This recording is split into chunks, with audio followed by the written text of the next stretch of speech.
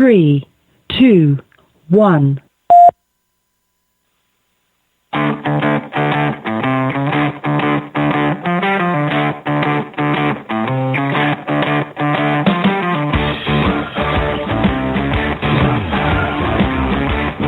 Welcome to Southern Sense Talk Radio with your host, the radio chick, Annie Ubellis.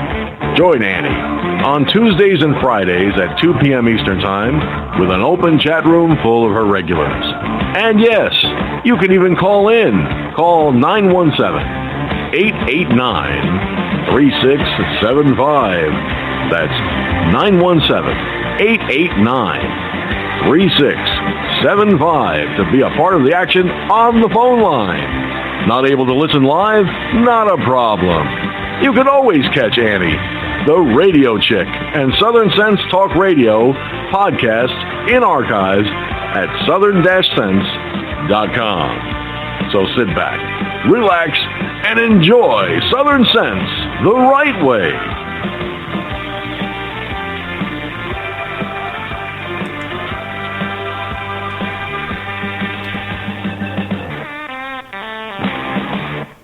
Ooh, thank God it's Friday here. Welcome to Southern Sense here on Blog Talk Radio, High Plains Media, SHR Media, Kinetic Hi-Fi, the Fix FM out of Charleston, South Carolina.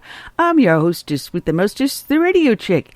And for a little different flavor of the day, I want to welcome the one, the only, the incomparable, the absolutely outstanding and daredeviling and Southern Poverty Law endorsed Kel Fritzy of Red Fox Radio. Good afternoon, Kel. Annie, that is so nice. How are you, my love? I'm doing fine. I'm hanging there. You know, it's crazy news after crazy news, and the left is still going ape over Trump being the president-elect, and I'm laughing all the way. So, are they still offering counseling courses? Safe rooms? Little snowflakes. Oh man, it is absolutely amazing. Now you got some members of the Electoral College that's saying, "Oh no, we're quitting because we don't want to vote for Donald Trump." Oh. How about this recount business with Jill Stein? Is that still going on, or has she given up on that? No, she's still pulling it. A matter of fact, she missed the deadline for filing in Pennsylvania, so Pennsylvania is definitely out, so she can't get that. And now she's got the challenges in Wisconsin, but they're mandating that challenges in Wisconsin are done by hand, not by the machine. Yeah. Which means it'll make the recount well past the deadline date. So now, what's his name? The governor of, I'm having a major brain fart. I can see Scott Walker said that means Scott Walker. Yep, that means that he will then suggest that they move forward with a court challenge on this one to cancel the recount, at least not do it by a manual hand count. So, you know, they're not. I gotta say, the left isn't too bright to have come up with this late in the ball game. I am telling you, and I'm wondering how they thought they could get away with it. Well, first of all, technically, I guess they can do that, but leaving it so late and just making themselves look like, the asses that they are. From what I understand, too, is it the final vote tally taken and it's confirmed December 19th, in which case no more challenges, nothing, zilch? Well, I don't know exactly what the date is, but I know that once the Electoral College votes, that's it, folks. That's all. Well, Kel, we got to go move along because people that listen to the show know that we start each and every show with a dedication to a fallen hero. And this has been an extremely deadly year for law enforcement. And unfortunately, dedication once again goes out to a law enforcement officer. It goes out to Rusk County Sheriff Dan Glaze, whose end of watch was October 29th of 2016. And as I pull up the dedication music and try to get this online here, this is from the Star Tribune. And it was written by Paul Walsh. And I'm taking pieces out of that and of several other articles, too. A sheriff's deputy was fatally shot late at night in western Wisconsin, and the authorities said Sunday they have arrested a 43-year-old suspect. The deputy with Rusk County Sheriff's Office was shot about 11 p.m. Saturday while checking on a suspicious vehicle south of Ladysmith on Broken Arrow Road, just east of Highway 27, according to Sheriff Jeff Wallace. Wallace said authorities tracked down and arrested Doug Nechtel, 43, at an undisclosed residence after deputies were fired upon once by the suspect. A robot from Eau Claire County was deployed to search the residence. Late Sunday morning, Wallace identified the deputy as Dan Glaze, 33, a law enforcement veteran who had been with Rusk County Sheriff's Office for the past 1.5 years. Previously, he was with the Hayworth Police Department for 8 years. Please keep the family of the fallen officer and the men and women of the Rusk County Sheriff's Department in your prayers, Wallace said in his statement detailing the shooting. Soon after the news of Glaze's death spread, relatives of Dan and Sarah Glaze posted on Facebook the image of a blue band spanning the Rusk County Sheriff officer's badge. According to the sheriff, the deputy responded to a suspicious vehicle call and radioed dispatch that he had located the vehicle in a field. Dispatch lost contact with Glaze, and backup deputies arrived minutes later and discovered that he was fatally shot.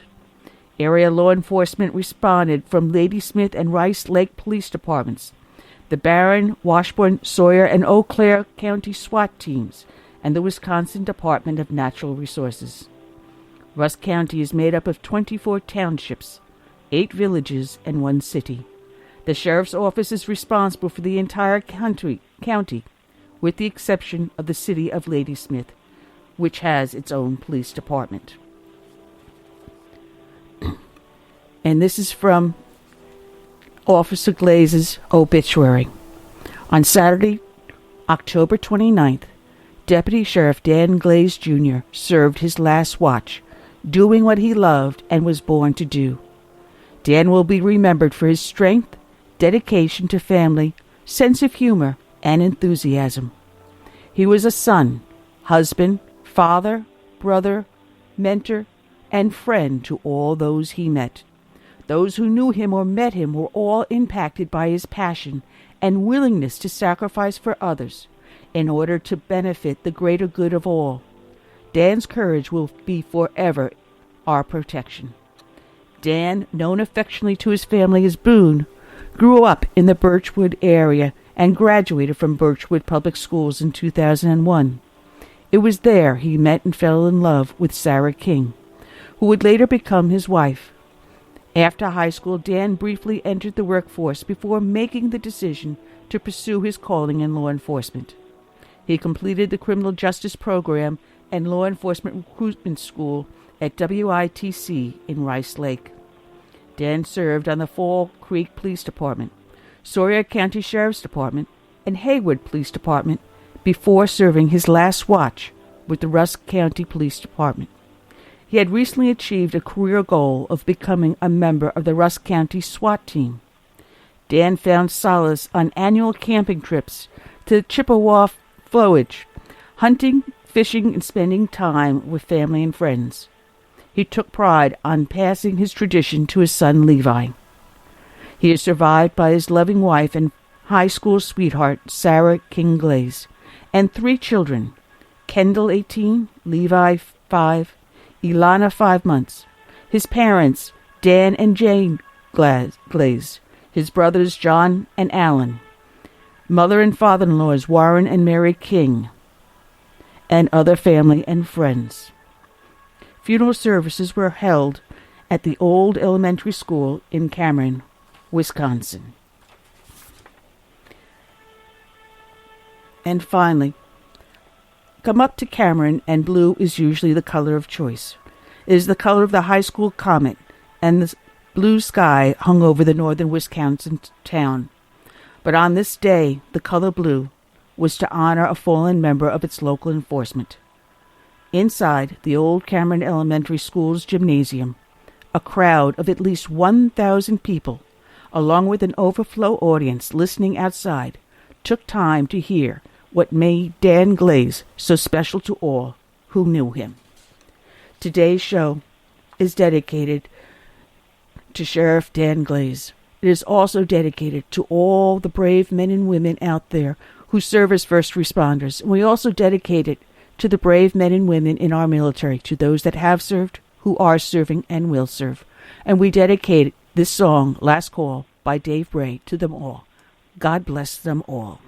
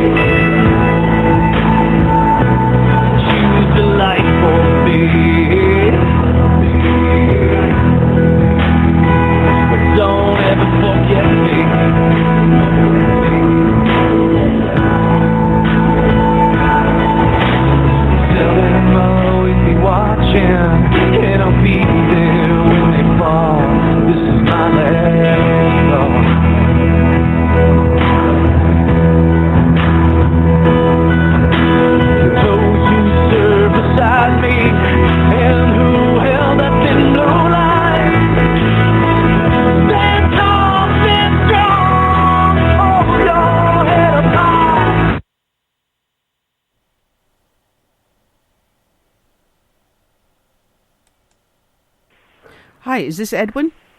Yes, it is. Hi. Hi, Edwin. As soon as the dedication song is over, I'll bring you on live. Okay. All right, we'll have fun. Okay, thanks. Did you get the email about... Sorry about that. What was that? Oh, no, I sent you some of my notes, just some thoughts that I had. We emailed it to you about 15 minutes ago. I don't know if that might help you. All right. I don't look at my email when I'm on the air. I'll take a quick look. Okay. All right, thanks. Thanks. Bye.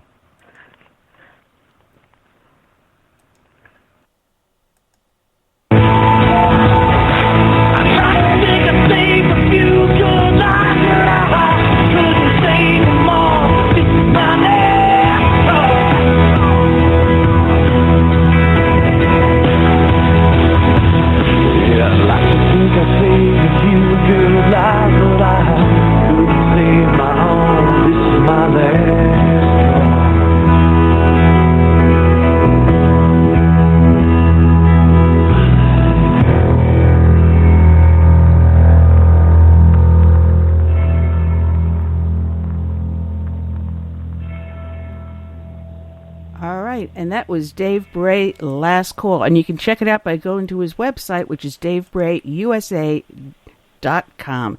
And you're here listening to Southern Scenes here on Blog Talk Radio, High Plains Media, SHR Media, Kinetic Hi-Fi, the Fix FM out of Charleston, South Carolina, Stitcher, Spreaker, iTunes. Oh, the heck with it.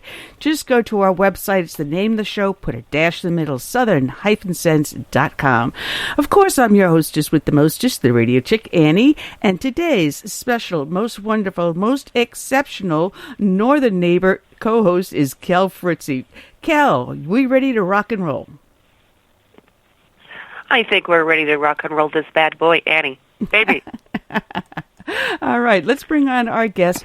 And I know I'm going to mispronounce his last name, so just forgive me ahead of time. We've got Ed Gross. I'm not even going to try it. I'll let you say it. It's Edwin Grosvenor from Grosvenor. American Heritage Magazine. All right, so the S is silent. The S is silent. Yes, silent S. I'm glad I didn't even try it. Hey, that was a very moving thing you did, and honoring people who've sacrificed. That's a good thing to do on the radio, and that's sort of what we do with our magazines. Look at American history and tell stories. A lot of stories about people who have sacrificed to for our freedom and make our country great. And so it's good that you do that. Well, I thank you for that. Every show is dedicated to a fallen hero, whether a first responder or military, and occasionally we have exceptional individuals out in society that have done extraordinary things that we reach out and recognize them for. So, for example, the gentleman in the Heller decision that gave us our Second Amendment right protection. I think people have to hear about that. And the unfortunate thing this year is that many of my fellow members of the law enforcement community are falling in the line of duty. And, I mean, I thought I saw it bad in the 80s, especially in New York City, where I was. But now I never thought I would live to see law enforcement treated as badly as this. It's got to stop. Yeah. It's a very sad, and we really, if we learn about our history, we learn about what unites us. And I think in a time like this, we really need to think about, what it is that's made our country great and what it is that makes us Americans and binds us together, because that's just such a stronger glue than what pulls us apart.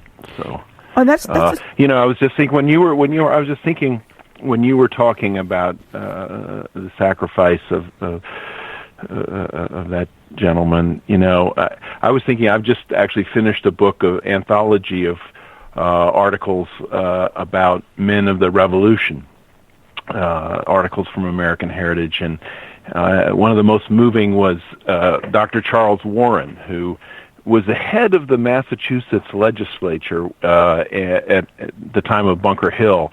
And he grabbed his musket and went out to fight, and he died there at Bunker Hill, at the start of the Revolution. And he was the head of the Congress, the Massachusetts Congress. He was the head guy. And yet he had the courage and, strength and sacrifice to go out and stand up for his beliefs and help win our freedom. Anyway. Well, believe it or not, we actually dedicated a show to Warren. Believe it, we really? All the way back. And we also dedicated the show to the first Medal of Honor recipient, who happened to have been a doctor, female doctor, in the Civil War. I shouldn't say first medal. Civil War, yeah. First female Medal of Honor recipient. And ironically, I was at I Am American rally that a friend of mine, Typhon Liu, runs. It's to help bring about the Article 5 convention. And on that, inside the Yorktown in Charleston, they have the Medal of Honor Museum. And I was walking through the Medal of Honor Museum looking at that, and a gentleman was walking about a couple paces behind me.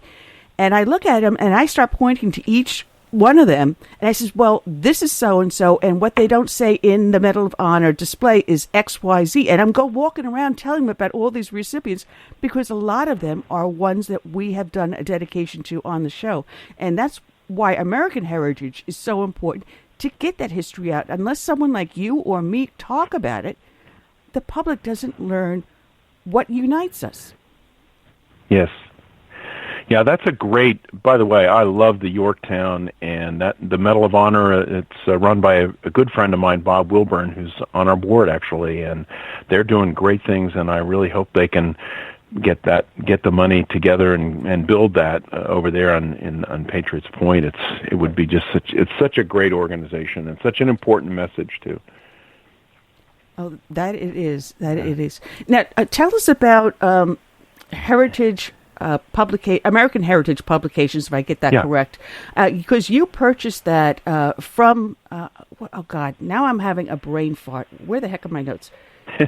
From the Forbes family. Thank you. Back in 2007, but it's been around since 1949.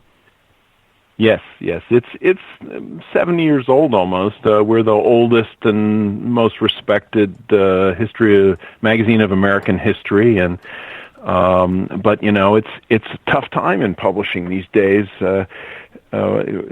When we were forced to stop print publication in 2012 because the subscription price was the same in 2012 as it was in 1961 when Cokes were a nickel and movies cost you a quarter. And it's just very tough to pay all those. I mean, our printing bills were astronomical in paper and postage. So, but we want to relaunch the magazine digitally, and we have a Kickstarter campaign right now trying to raise funds to pay for the web programming. But it's so important that we have 7,000 essays that have been written by all these wonderful historians telling the story of America. I mean, we've been around so long that Herbert Hoover wrote for us, and John Kennedy, and that's really important that we keep this tradition alive and growing, and new issues coming out at least digitally. So you can find us on Kickstarter. All right. Well, I have a link on the show page because the majority of people that listen to the show do listen to the podcast later on. So all they do is just look in the description and they'll see the link to the Kickstart so that they can check it out. And let me just because I did have a bunch of little notes of my own, and let me just pull them up here because there it is. This is what I was looking for. That has the Forbes on it with everything circled. When you're trying to relaunch the magazine, the website you have to update also because it's using outdated and unsecured software. Now, digital security, that's a huge thing, especially with this past election, with all the hacking and everything else, the leaks. So having people's information secure is paramount to you, isn't it? Oh, it's everything. We also have another website that provides history lessons, trusted real history for students, and it was hacked by some Al-Qaeda affiliate in Mauritania. All of a sudden we went to our American history education website and it was playing this Islamic music, death to America and death to Israel. And it's unbelievable. I mean, I don't know what they think they're going to achieve by that, but I looked them up, and there was some little group in Mauritania, and they were boasting about, they had destroyed 600 websites of the Crusader America. It's like, come on, this is educational material for high school students. Anyway. So yes, it's very important, and the website is 10 years old, and it can't be made secure, and we can't register subscribers. That's the really big thing. We want people, when they come to the website, to be able to register so we can send them out new issues. So, well, that's important because in today's day and age, people go online just about for everything. No one sends it a postcard anymore.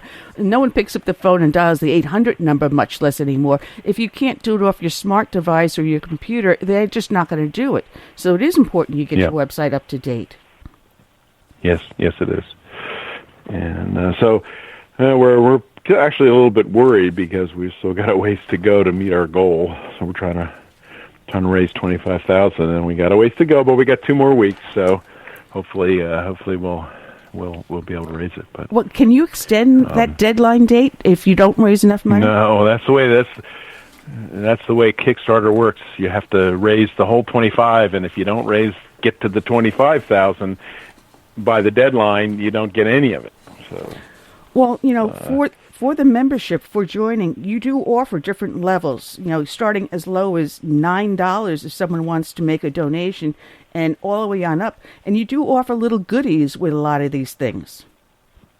Yeah, we have some fun goodies. We're just doing a book of about 50 essays of decisive moments in American history. All these, really incredibly important moments, and described by these wonderful historians from our archives. And we have that book. We have all kinds of stuff. We have a Betsy Ross flag and American Heritage pen and a lot of different goodies. The flag I really love because I'm a reenactor, and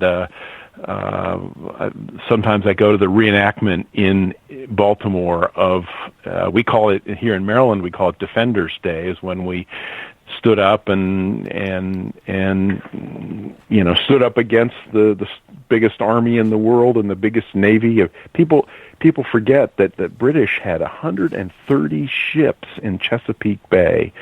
And the fact that our country was under attack by the British Empire, which had just defeated Napoleon, and we're just these citizens, coming down grabbing their guns and running down to defend Baltimore, and that's the story of the Star-Spangled Banner. I get goosebumps when I hear the Star-Spangled Banner, just thinking about that moment and how decisive it was, and how, it could have been very different.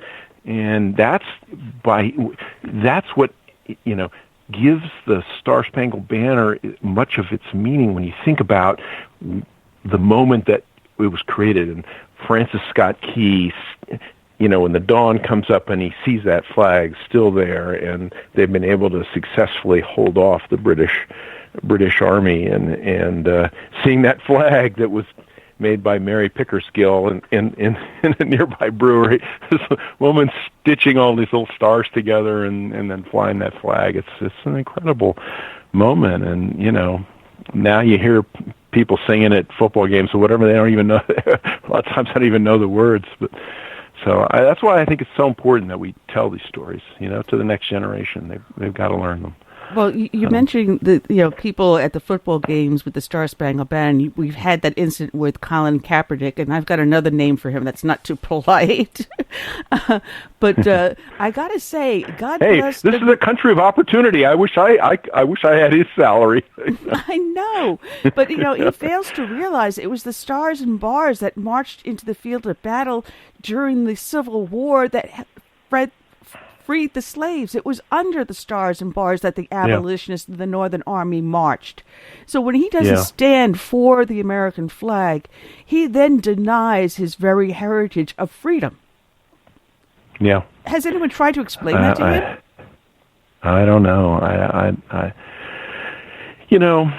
The political correctness is really, it's too bad, because people they miss the lessons, and we recently celebrated Columbus Day, and I was talking to a student about Columbus, and he said, "Oh, he was a bad man. He all he was interested in was genocide.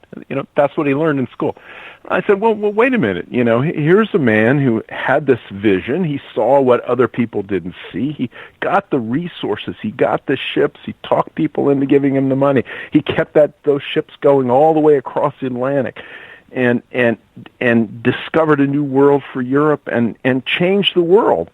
And the student said, "Oh, yeah, but he didn't even know where he was. He just thought he was in Asia." And it's like, no, you missed the point, And that's the thing. If you just see it from one point of view, and not try to understand the nuance and then the reality of it, then you're missing so much, And it's the same thing with the American flag. Well, we know we've not been perfect in the past, and we are always trying to create a more perfect union. And you know what? It's a lot better than it was 50 years ago. When Colin Kaepernick couldn't even be playing, anywhere except the Sandlot. So Yeah. So, I mean, but we have to understand things aren't perfect, but we can make them better, and you have to honor that flag. That's So actually, we have a little one too. It's one of our things you can put on your desk.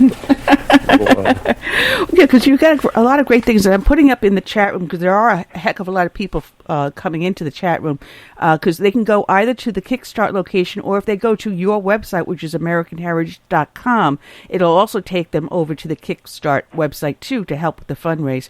And I didn't realize your website has something like over 30,000 pages. That is a lot that you've got to put back into order and make it more and usable. It's expensive to host, and we have a lot of. In fact, you can go on our website and you can look at Charleston at the Fort Sumter collection. We have like 100 things online from Fort Sumter, and we've been trying to. We have stuff from Gettysburg and Antietam and Valley Forge, and so it's not just articles. It's historic sites and historic collections as well. Yeah, because when you do a website, because I maintain my own, and I'm just one little me, myself, and I, so even for me, it is tedious, and it's time-consuming, and yes, a website costs you money to maintain, but for something as complex as yours, you need to have writers, you need to have webmasters, you've got to have programmers, you've got to have people that know how to get around all this, and it costs money. But what you're looking to raise doesn't sound like a lot, but Well, we're mostly volunteers here and just trying to keep it alive, and that money's all going to, as you said, the programming. A site with 30,000 pages on it is it's not like a little brochure website that you do for a restaurant with 10 pages or something. I mean, it's complicated. I mean, we have stuff there from 70 years of magazines, and you have to be able to figure out which issue they're from, and be able to search them and keep the thing running. So it's complicated, but it's a very rich resource. There's a lot of stuff. The schools use it a lot. I know Charleston schools. In fact, I know Barbara Harefield, the head of social sciences curriculum in Charleston schools, and she's good. Charleston schools are pretty good in teaching history. Well, if Charleston isn't teaching history, who is, right? Well, I would offer it to our current school board, but the school superintendent on persona non grata, and several members of the school board are leaving, and once they leave after the start of the year, we'll have a more friendly school board that maybe we can present your website to, and hopefully they'll fire this current school superintendent, because we're circulating a petition to have him fired. So until we get this sorted out. But I just know the history teachers. I don't know the superintendent. But actually, Charleston invited me to come down. I gave a talk to the American history teachers from Charleston School District, and I was impressed. Well, we'll have to have you just travel a little bit further south, about an hour over to where I am, and maybe we can change some hearts and minds. Even have you come down to my Tea Party meeting. But what people don't realize is what makes America so exceptional. And I recently had on a guest a recent immigrant here to the United States, Nick Adams, a fantastic gentleman, and it took him a long time to get here legally. And his answer for what makes America exceptional was this. He said one thing: Americans have the ability to fail. Would you agree with that? Oh, that's interesting. Yeah. I mean, I think that's a very interesting way to look at it. We know that America is a land of incredible opportunity, upward mobility. I mean, it's been that from the very beginning. If you look at many of our great heroes, Alexander Hamilton, Abraham Lincoln, born in a log cabin, and Alexander Hamilton was an illegitimate immigrant from the Caribbean. And we have this ability, if you work hard and you can do well here. But I think America is much more than that. It really is. That's what our magazine does. If you say, why is America an exceptional country, we try to answer that question. And if you look at the American Revolution and how unique it was compared to the Cuban Revolution or the Russian Revolution or the French Revolution or all the revolutions across South America that just brought in little dictators. The American Revolution was unique in that it not only was the first democratic country, but the leaders, these incredible leaders, were able to understand that you have passion, incredible passion in a revolution, but you have to subordinate that passion to thinking about how you're going to build a political system that works. You have to have self-control. You have to have self-reliance. You have to have a concern for the public good. And those are things that have been imbued in us. We may not realize it, but they've been imbued in us. And you may not like that Donald Trump was elected, but we have to respect that. You might not agree that Barack Obama was, but you don't see us, we are a nation of self-control, of law, of self-reliance, and understanding that the public good is greater than our own interest. And, that tone was set in our revolution. George Washington, think about George Washington. I mean, he was, the military commander-in-chief. He'd won the war. He could have very easily been a dictator, but he went to Congress, handed them his commission back, and resigned. Went back to Mount Vernon, and then when they called him out again to be the first president, he could have been a dictator. I mean, he could have been elected as many times as he wanted to be elected, but 2 terms. So that's it. I'm going to turn it over to the next person that the people pick to run the country, and that's an amazing thing, really. So I just see, you look at, I mean, it's much more to me than economic opportunity. If you say America is just a place in the world where you can come to make money and have opportunity, I think it's a lot more than that. We are really a beacon to the world. That's what I think is important. Well, anyway. I thought about what Nick had said, and when he said that America has the ability to fail, Americans have the ability to fail.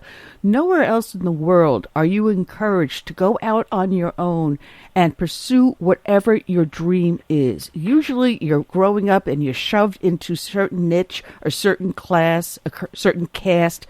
You already have something already assigned to you, from the day you are born to the day you are die. But here in the United States, we can turn around and say, I'm not going to fit any mold. This is what my dream is, and I'm going to try the best I can to aspire to it. And we can go out there and try and fail, and then turn around and try again and fail, and keep on trying until we find what we can succeed at.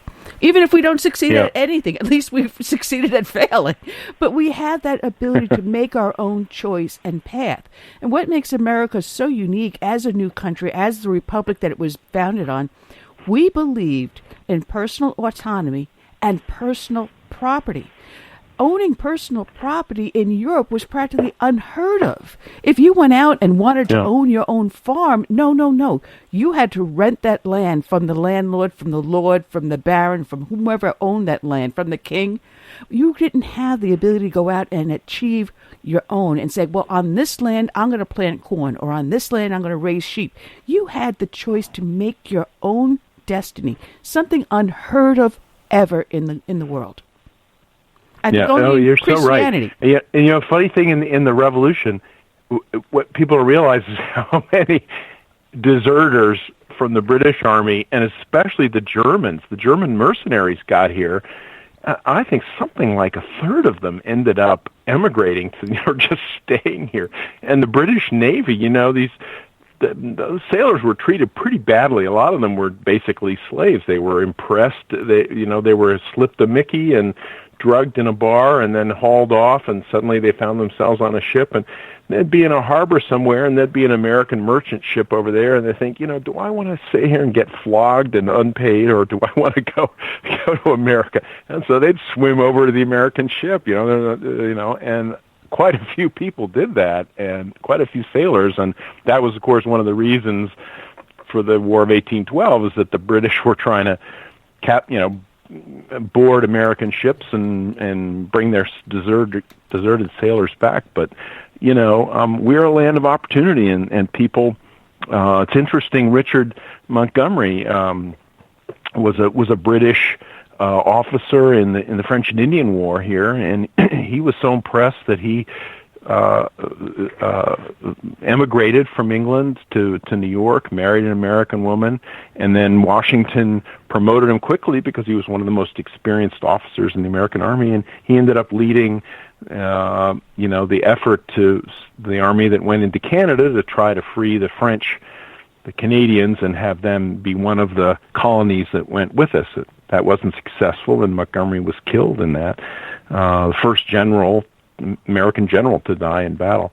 But there he was, a British officer fighting for America. And, and the officers were, think about it, how, in our Army, from the very beginning, you were promoted based on your ability and what your peers thought about you. And the British Army, each officer, every time you wanted to come up with a grade, you'd have to come up with more money.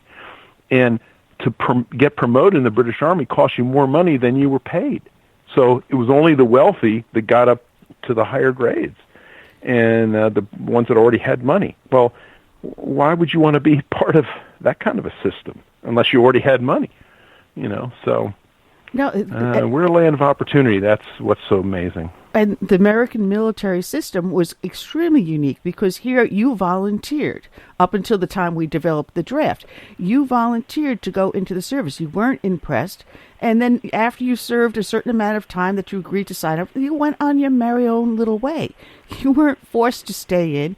And corporal punishment was used up till a certain point when Herman Melville wrote his book, White Jacket. And once that keyholing and other methods were exposed publicly, the public was so outraged, they said, you cannot treat our men in service that way. And everything was then, the Uniform Military Code of Justice was rewritten to treat everyone fairly and equally. So this is what makes America so unique. We do things that no other nation does. And yet we're the bad guys. Well, I think part of the reason is that people don't get the message. It's an education issue, and they don't know us, so they just see us as crusaders or whatever ill-informed story has been told them. And if you look at the Boston bombers, here they were Muslims from Russia, and they came here, but they didn't get the message. The problem was they weren't able to absorb in the lessons in the school. They weren't taught enough history to learn about the country and absorb its, what it is that makes us Americans. And, so education is just so important, so important. Yeah, I just want to let people know because we have a question from the chat room, Annie. I was just going to say, Kel, you're asking questions in the chat room, so open your mouth up. Thank you. That's exactly what I was going to do. I hope I'm not talking too much. Let somebody Not else. At all. Mr. Grosvenor, it's an honor and a pleasure to speak with you. I'm Kel Fritzy, and I hail from Canada. So when you were mentioning about the War of 1812, all I could hear was do running through my head. But we have a question from the chat room, and it pertains to American exceptionalism. With the advent of multiculturalism that seems to be encroaching upon the American people, unlike Canada, the United States does not have official multiculturalism. But do you think that there are competing ideologies that would dilute, if not eradicate American exceptionalism down the road if we keep up with all of these variety and diversity of demographics coming into the country? Well, that's a very difficult question, because we want to embrace diversity. We don't want to lock them out or exclude them, but we want them to become Americans and learn our way of life and learn our culture. And it's very interesting if you look at other countries, like you look at the Basques, for example, in Spain and France, and the Basques are very proud people, and they've been there at least like 50,000 years. I mean, they're much older people than anyone else in Europe, and they're very proud. They speak a very different language, and in Spain they were always repressed, and it was forbidden to speak Basque. They were not taught Basque in school. And in France, the French were totally, oh, we love the Basques, let's have some folklore and dance for us, and And the funny thing was, because in France they had so much freedom, the Basques became more like French. Whereas in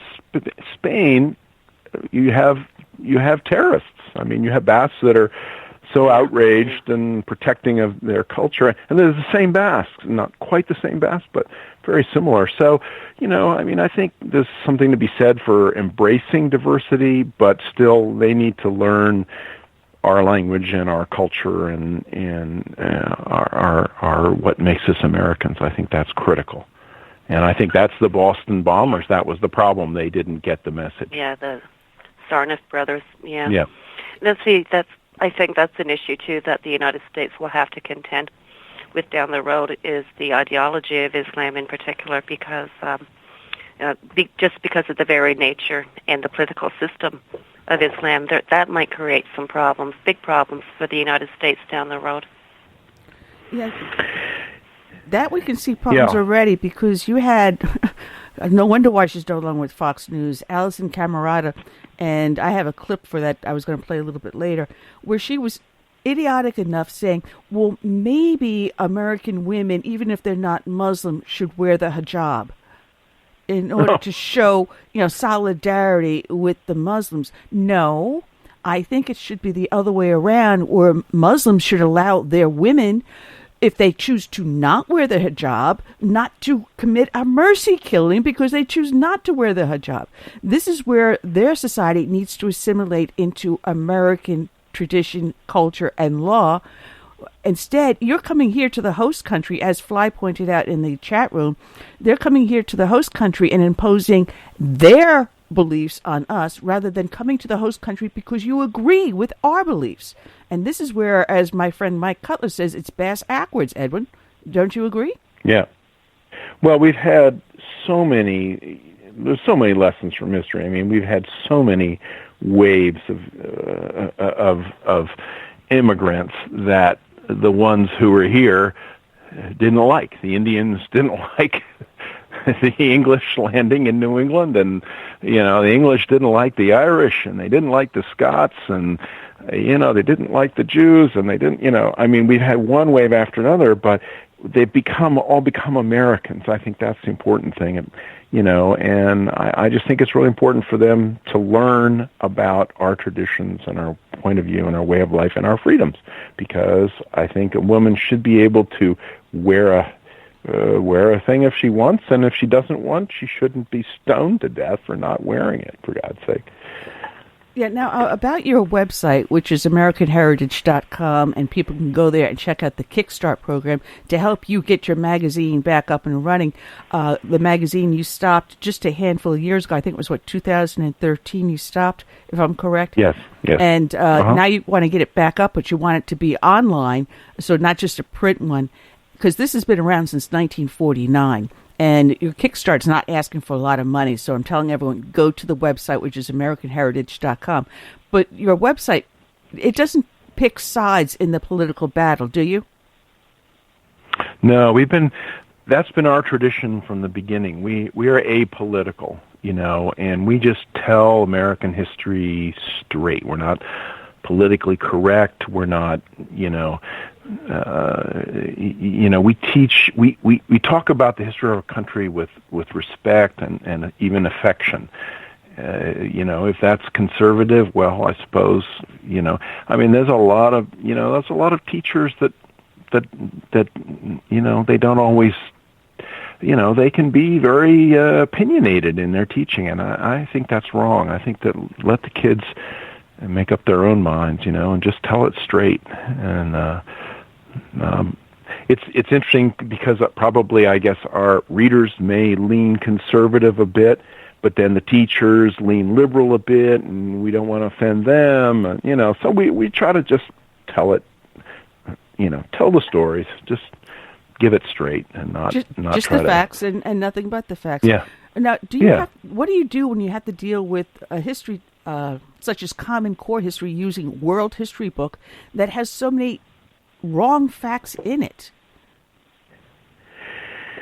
Well, a Common Core is a complicated subject, and a lot of people don't realize. I think it's become a football. It's become a political football.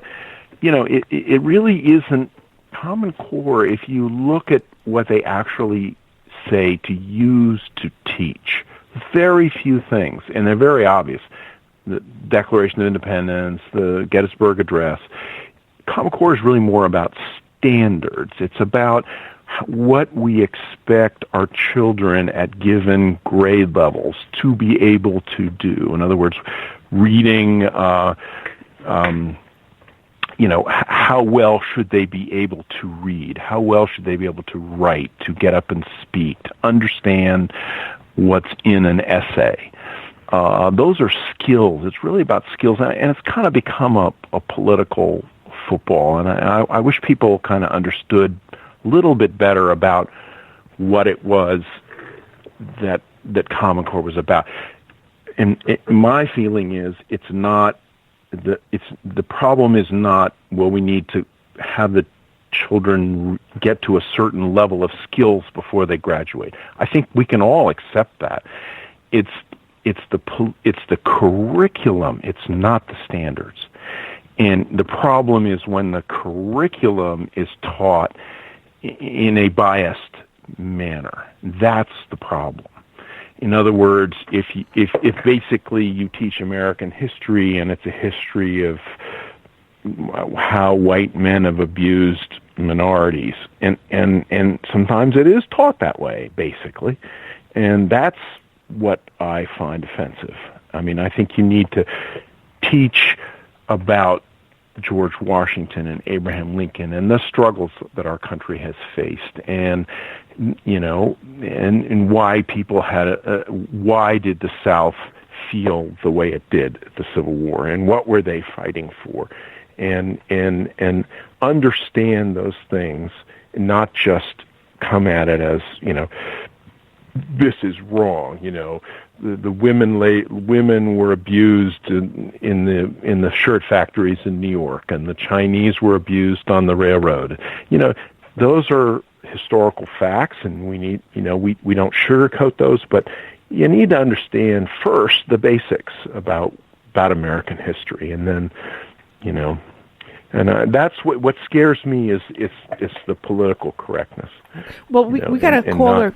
We got a caller in on the line. I want to bring her on. And just as I do bring her on, I do want to mention that you are tied directly to history because you're a direct descendant of Alexander Graham Bell, correct? Yes, I am. I wrote a biography of him also. Yes, so, and they can find very interesting guy. It's typical. That's the kind of story. It's the kind of story I love. I mean, he was not a wealthy man at all. I mean, he was an immigrant from Scotland, a professor, a rather shabbily dressed professor. He fell in love with this woman, the daughter of a wealthy financier, and they said, "No way, can you marry our daughter?" And so he invented the telephone in order so he could better himself and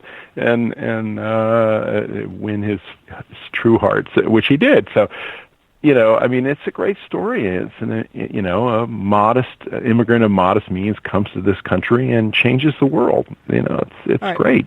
Let me bring this caller in. Her name is Sue. Yep. Sue, good afternoon. How you doing today? Hi, I'm fine, and I just love Heritage and, Heritage Magazine. I am a big, big fan of history because I believe history is a key to our future. So thank you for what you're doing. I would like to know more on a historical perspective. When was our education system the strongest and really taught history? Do you have anything on that? Wow, that's a very good question. Now, when I was in high school, I had a textbook in American history, and I remember it very well. It was 2 volumes, 700 pages, 700 words on each page, and we had a pop quiz every day, and we were responsible for every single fact and every name and every date and every treaty. And, terror can be a real motivator. And, we had to learn it. And I'm not saying we want to go back to that, but I think, holding students responsible for knowing, is really important. You need to learn this and hold them responsible. Now, on the other hand, we also want to teach them to think, and we want them, we have a real problem because these kids, they're doing their homework on their cell phones on the school bus going to school, and it's really, it's hard to compete with the games and the social media and Facebook and Snap, all the rest of it. It's very hard for the teachers to keep the kids engaged. So I don't know, if you say we want to make America great again, well, to what period are you pointing? What period are we saying that we want to make it great back to? It's the same thing with education. There's some very good teachers out there that, they're engaging and they're just dedicated, and they could be earning so much money elsewhere doing something else, and then there's others that are have an agenda. And so I don't know. I think it's an interesting question, and I don't really know the answer. I don't think we want to go back necessarily to the 60s where, but boy, I got a good education. Yeah. Terror is a great motivator, I'll tell you. One thing, I go way, way back, too. And, yes, we did have to memorize dates and everything. But the thing I remember, and the teacher who got me hooked on history, he did teach all of that, but then he engaged us.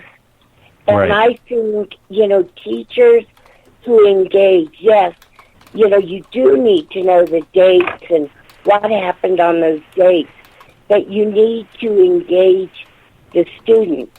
And that's what I'm hoping will happen in the future. And I also hope that education is returned to the states.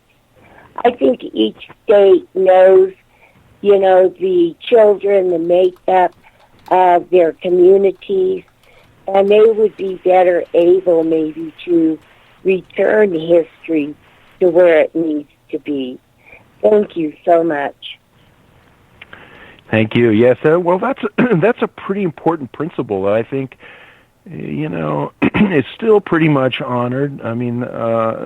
Education needs to be done, not even the state. It's the school district. It's the school district that determines the curriculum, and it's very hard because you can say we don't want everybody to we want to return total control of the curriculum back to even to the teachers and the curriculum heads of curriculum in the school and in the school district.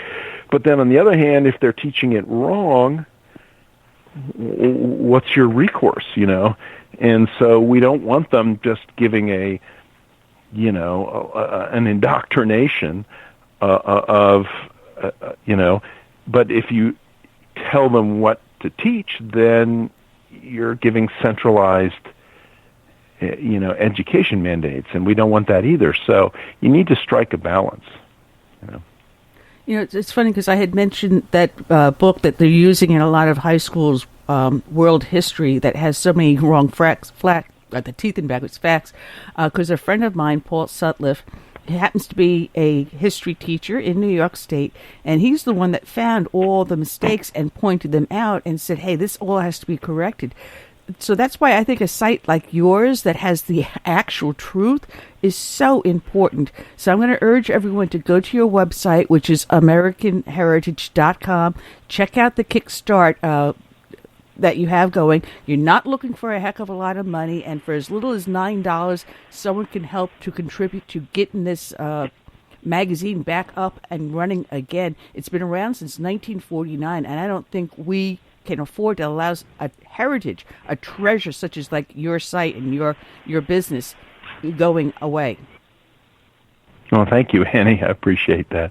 Just one thing on the Lynn Cheney, who is the wife of the former vice president, has been very strong on this, and she wrote 4 articles for American Heritage, actually, and she's been very strong in pointing out that we need to have, we can't just only talk about, we want to be inclusive. We want to have multiple perspectives, and we want a nuanced, more fair version of history. But you got to learn the basics. And she pointed out that when they did the national curriculum standards in the Clinton administration, that they didn't even mention Ulysses S. Grant. She had this long list of like all these critical, really central, important personalities and things that weren't mentioned, but escaped slaves were mentioned, a dozen times, and Ulysses S. Grant's not mentioned a single time. It's that kind of thing.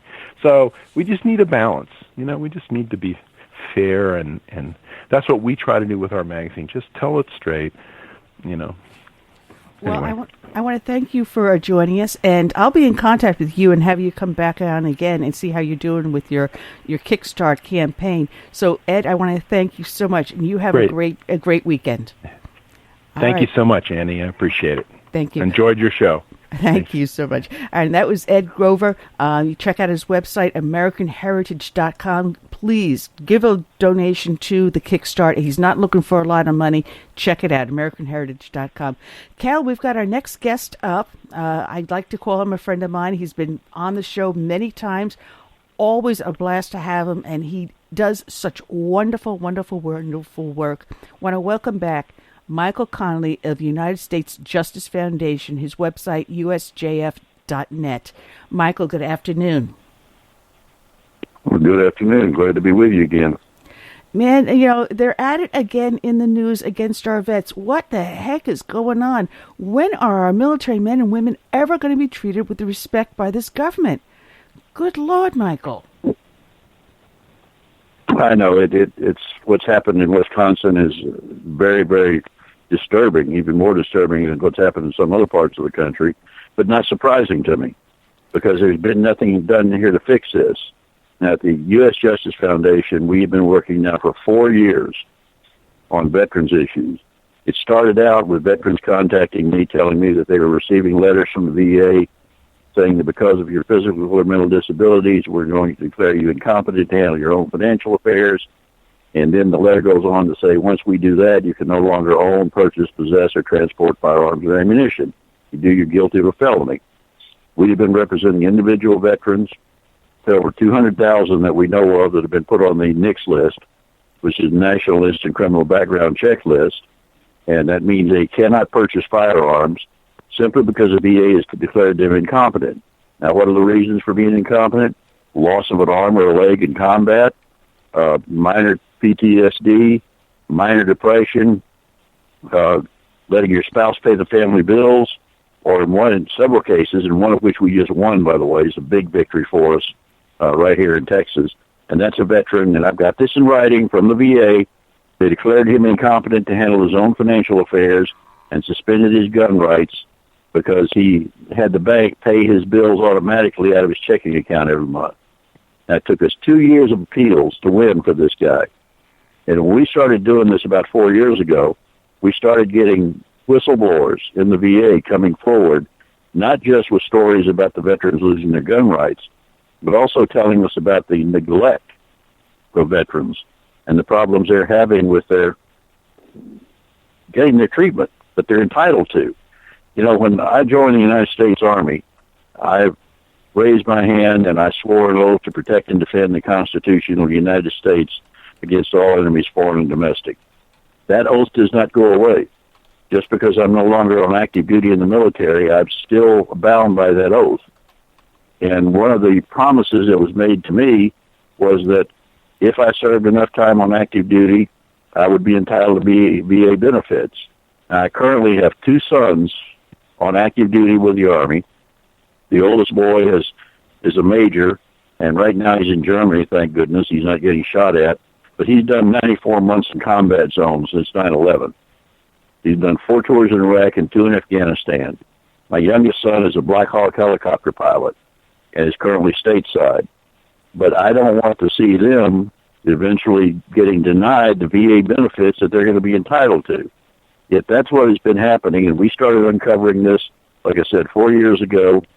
We were on top of the scandal in the Phoenix VA where they say over 40 veterans died waiting for treatment. Our figures show more than 200. So supposedly this was fixed by Congress. They passed a law that said that veterans, if they live over 40 miles away from a VA hospital or clinic, they could get private treatment. That turned out to be a lie. Several veterans have contacted me, and I'll give you some examples. One veteran has cancer and has to have regular chemotherapy. The VA hospital nearest him is over 100 miles away. He tried to get the treatment locally. The VA denied it because they said, well, you have a VA facility within 40 miles of you. The VA facility they were referring to is a dental clinic, not really set up to treat somebody for cancer and provide them with chemo. We had another veteran out there who lived about 70 miles away from the nearest VA hospital. He had heart problems and needed to be regularly monitored. He tried to get it done locally. The VA said, no, you can't because there's a VA facility within 40 miles of you. The VA facility they were talking about was a referral center to refer veterans to the hospital. So there was no treatment available there. So this is what's continued to happen. And the reason it's happened in the VA is because nobody has been fired. The director of the Phoenix hospital was transferred, put on administrative leave, which is full pay and benefits. We have only found one person that has been fired by the Veterans Administration since the scandal broke years ago. And now we have this thing in Wisconsin with a doctor overprescribing medication to patients. And we're talking about hundreds of cases here. Now, this guy was giving painkillers. They called him the candy man. He was just handing this stuff out to veterans. And, you know, veterans, if they're in pain, they don't know how much they can take or how much they can't take. One 35-year-old U.S. Marine veteran actually died at the facility from an overdose of these painkillers. Jeez. This guy has not been terminated. This guy still works for the VA. He's been transferred somewhere else, but he hadn't been fired. And now we have the breaking news that a dentist for over a year had been not following the protocols for sterilizing his equipment and sterilizing what he needed to treat these veterans. So for over a year, he was basically exposing, we know about 600 cases at this point, exposing veterans to possible hepatitis or even HIV. And, you know, this guy's being investigated. Well, so what? They investigate all these things, supposedly, but nothing ever happens. So where we are now... What got me angry on this is that he has not been fired. This is going on from October of 2015 to October of 2016, so just recently. And it only was exposed because his normal assistant was out that day and someone else assisted him with it with the procedures and saw that he was using his own equipment, not the VA equipment, and he was not sterilizing his own equipment. And this assistant finally blew the whistle on it. But instead of firing him there and then on the spot, they put him on administrative duty. So he's still working at the VA, still in contact with the veterans. Well, not only that, he's still receiving his full pay and benefits. And see, that's been historically what has gone on with the Obama administration is nobody, no matter what they do, even if they commit a crime, nobody is being terminated. I mean, look at Lois Lerner, who was in charge of the IRS scandal when the IRS was playing games and denying or delaying the approval of 501c3 status, that's nonprofit status and tax-exempt status for conservative political organizations. And this was being done during the election cycle in 2010 and again in 2012 to keep these organizations from being able to raise money and participate in the election campaigns. She took the Fifth Amendment in Congress in front of a congressional investigation. She still, as far as I know, is on administrative leave. So she's receiving full pay and benefits for doing nothing but sitting on her rear end and laughing at the people out there who are supposed to be taking care of this sort of thing. But the VA, to me, like I said, is personal. I mean, my family goes back to the Revolutionary War. We've had families fighting in every war this country's ever been in. And I've written a best-selling book about my dad's unit during World War II called The Mortarmen. They landed on the second wave at Utah Beach, in the 87th Chemical Mortar Battalion. They fired the big 4.2 mortars. They were the most sought-after fire support unit in Europe. They were in the Battle of the Bulge, the Hurricane Forest, you name it, they were involved 326 days in combat. And nobody ever knew about these guys except the people who were there. So this is very important to me, and it's very important to me as a veteran. I served as commander of the American Legion post in Carrollton, Texas for 2 years. I saw what was happening to veterans. I had friends of mine die from exposure to Agent Orange during the Vietnam War. And the government really, to this day, has never accepted responsibility for that. Fortunately, my own exposure was very limited, but so I haven't had any problems. But I had one of my best friends die of cancer of the aorta, which is almost unheard of. Nobody ever knew about this sort of thing before. But he was a Marine Corps helicopter pilot in Vietnam, and they would hover above the tree line. He was a medevac pilot, so they could go in and rescue any soldiers or Marines that were wounded. And they would sit there hovering at the tree line, and they would have their doors open so they could swoop down, load these guys up, and get them out of there. And also hovering at the top of the tree line was the Agent Orange. That's where it would stay, clouds of it. So he died, and I had other friends of mine die from this. And did the VA adequately take care of these people? No. They refused to even acknowledge for a long time that this was a problem. And now we have the current scandal going on, and believe me, this is not limited at all to just Wisconsin. This is still going on at VA hospitals around the country. But I do want to say this. I have talked to some people that work at the VA. I have talked to some veterans who go to the VA. Some of the VA facilities are very, very good. Many of them, the people that work there, are dedicated, but nobody's taking care of the rotten apples out there, like this doctor and this dentist at Wisconsin, and like the head of the VA facility in Phoenix, Arizona. And that's why it is so important that President-elect Trump appoint somebody who will go in and clean house. And it's also important that Congress do away with the rules that prohibit the firing of people like this. It's not really tenure requirements, but it's almost impossible to fire somebody who works for the federal government in an area like the VA. They have to change that law. They have to make people accountable. Because right now, under the Obama administration, nobody's held accountable for anything. And that's got to change.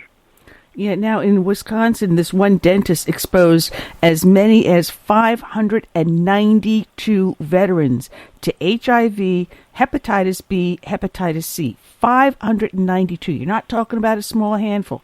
This was going on for a full year. Now, my question, and a question was coming in from one of our listeners, Sue. She wanted to know, if you had a dream nominee to become the secretary of the VA, what would your dream nominee be? Well, actually, there are two of them being considered right now, which I'm very pleased with. Scott Brown, former U.S. Senator from Massachusetts, was in the Army Reserve, and I think he would do a good job. But my personal first choice is Pete Hegseth. And, he's been a contributor on Fox News. He is a military veteran. He has served in both Iraq and Afghanistan. He is the head of the Concerned Veterans for America, which is a conservative group, and which he's has been fighting for our veterans for years. He has been a guest on this show a couple of times, too. So we only have the best here, Michael. Only the best, like you. I appreciate that. But, Pete, I've been impressed with him every time I've heard him talk on Fox News and other places. And I think we have to have somebody in there who is a veteran, somebody who understands the veteran mentality, somebody who understands where we're coming from and what they're going through. We got men and women out there suffering from PTSD that are not being properly treated. We have men and women out there who are suffering from all kinds of complications, from physical wounds that are not being properly treated. And, Sarah Palin, although I understand her name has now been withdrawn for consideration, I like Sarah Palin. I've always admired Sarah Palin. She did a good job as an administrator when she was governor of Alaska, but she's not a veteran. And we need somebody to run the VA, and not somebody who used to run a cereal company or whatever the current guy used to run. But we need somebody who is a veteran, who has served, and who can understand where these veterans are coming from, and more importantly, understand their needs. Because we've got 23 million military veterans in this country. And a lot of them go to the VA hospitals or VA clinics.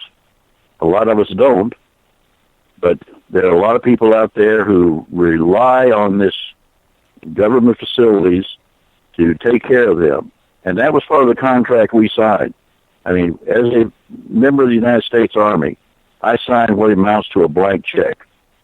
And I basically told my fellow Americans that I will do whatever is necessary and sacrifice whatever is necessary, defend you and defend our Constitution. And that included up to and giving up my life.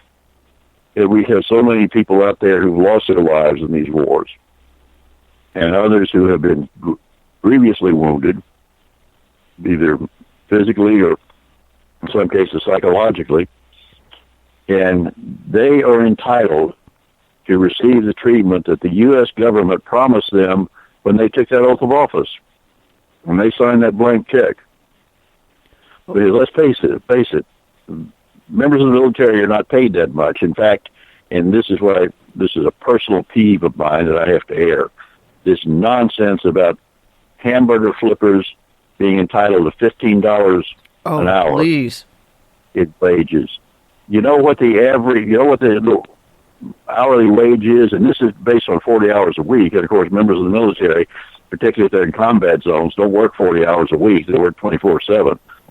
But based on just 40 hours a week, a private in the United States Army makes $8.20 an hour. Yep. That's for putting their life on the line. Exactly. We've got another caller in the line. I want to remind the phone lines are open if you want to talk to Michael Conley with United States Justice Foundation. Let me bring this other caller in. If you do call in, please remember to press 1. Blog Talk Radio no longer tells you to prompt with that prompt telling you to press 1, so I know that you want to ask a question. So if you do call in, the number's 917-889-3675, and please remember to press 1 if you want to ask a question or make a comment. Let's bring on a friend of ours, a friend of the show's, Mike, who actually is running for council up in Grand Rapids. Mike, go ahead. Hi, Annie. Good afternoon, Cal. And Michael, thank you for being a guest. Why is it, do you think, as a whole, knowing how poorly the VA not only is run, but how poorly our veterans have been treated, and it obviously didn't just start 2 years ago with these breaking stories. It's been obviously building. Why is it, do you feel, that we as the American people, the taxpayer and the patriotic American, how are we so just not up in arms or not? It just seems as if we do nothing. And I mean, why is that? It would just seem to me we obviously love our veterans and we're patriotic and on. But when this story broke, everyone's up in arms. But nobody's really forcing change. I mean, why is that? Also, as a follow-up question to that, how excited or not are you as far as that Donald Trump will actually address the VA issue? I'm sure every president going back to Washington has made the same claim. Well, in response to your first part of your question, I've been asking the same question for 4 years now, because when we broke this story about the veterans being denied their Second Amendment rights, initially there was quite a bit of reporting activity on the Internet, and the article I wrote got like 25 million hits on various Internet sites, and then it's just sort of died down. The Daily Caller did a story on it, but we never could get the mainstream media, obviously, to do anything, because that would have been critical of Obama and his administration, and this was an Obama program to try to disarm American vets. Because let's face it, if somebody wants to set up a dictatorship in this country, if somebody wants to disarm Americans, if somebody wants to take away our freedoms, the first thing they have to do is disarm our veterans. This is the pattern that Adolf Hitler followed when he was elected Chancellor of Germany. The first thing he did was to totally nationalize the health care, feeling like if I can control the access to health care, I can control the people. Then he started disarming the German population, beginning with the World War I veterans, who, like me, had not taken an oath to protect and defend the Chancellor of Germany or the President of the United States, but to protect and defend the Constitution of the country and the people of the country. So this is a pattern that's been followed, and so the mainstream news media has virtually ignored this. We have been working with members of the United States Senate now for over 4 years, trying to get legislation passed, legislation that was introduced several times, most recently by Richard Burr in North Carolina, and thank goodness he's been reelected, because we're going to try to get him to introduce his legislation again, which was basically called the Veterans Rights Protection, a Second Amendment Protection Act, because people don't realize that this is going on. And we have been trying to get the word out. We wanted to file a class action suit on behalf of all the veterans we were representing, and we could, frankly, we're a very small organization. We don't have a whole lot of money. We don't charge the veterans anything for representing them. Their families and veterans paid nothing. So we raised the money independently through our website, usjf.net, and we've been able to raise the money because we're not just involved in veterans cases, we're involved in a lot of First Amendment, Fourth Amendment, Fifth Amendment cases involving freedom of speech, freedom of religion. We file dozens, if not scores, of briefs every year in courts of appeal, federal courts of appeal, some state courts, and in the United States Supreme Court. So we never were able to raise the $250,000 we needed to file a class action lawsuit. But we did work, like I say, with Richard Burr and other members of the United States Senate. In fact, we've been working very closely with Chuck Grassley's office, and because he's the head of the Senate committee that's looking into this. And the legislation that was introduced was very simple, and that was to basically say that veterans could not be denied their Second Amendment rights without proper adjudication. And adjudication is required already under the law, because the veterans that are being put on the NICS list are being put there in the category of being mentally ill to the point of being a danger to themselves or others. many of these guys that we represent, guys and girls, have never been examined by a psychiatrist or a psychologist. And they certainly have not been adjudicated as required by law and had any kind of hearing. In fact, we uncovered a confidential memorandum between the VA and the FBI, and it took a lawsuit to do this that we won, is we filed a Freedom of Information Act request from the VA about all this, and they refused to respond.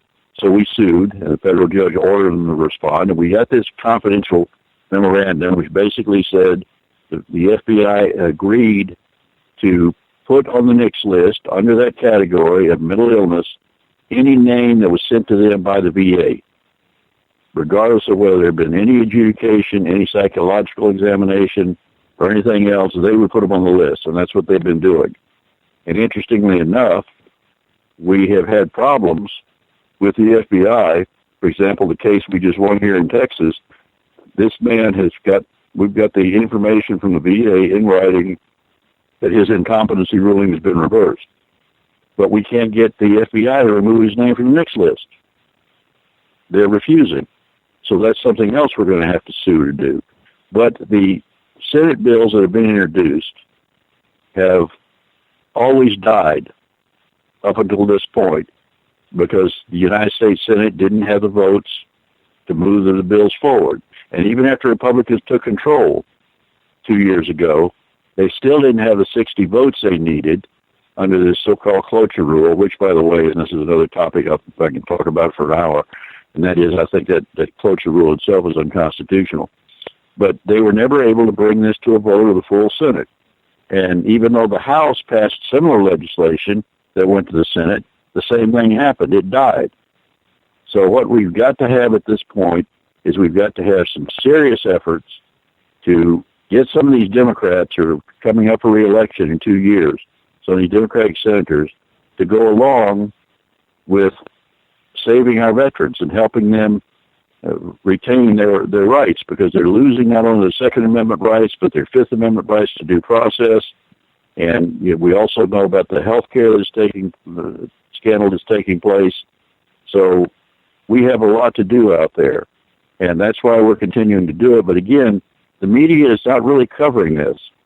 Fox News mentioned it right after we broke the story about the veterans. They mentioned it one time on one of their morning shows, and they tried calling me to come on the next day, but I was traveling and couldn't get to a location where I could do a show.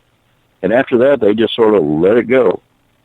So we have to go after the people who are doing this, and that includes the VA and the FBI. And I think Donald Trump is going to be a good person to do this. I have worked with some of his advisors. I have emailed him on several occasions about the situation with the veterans.